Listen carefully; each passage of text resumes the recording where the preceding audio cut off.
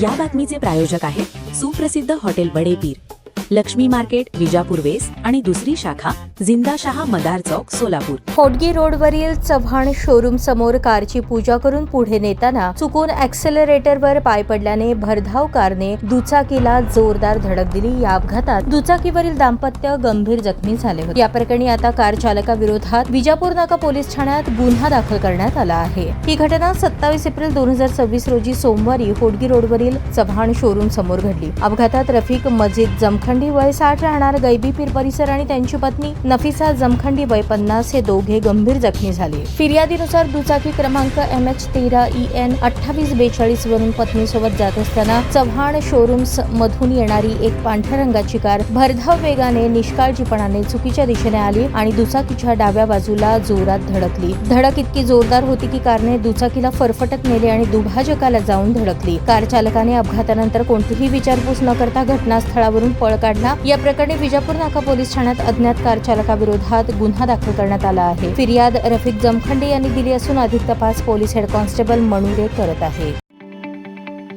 ताज्या बातम्या पाहण्यासाठी प्राईम महाराष्ट्र न्यूज चॅनलला सबस्क्राईब करा.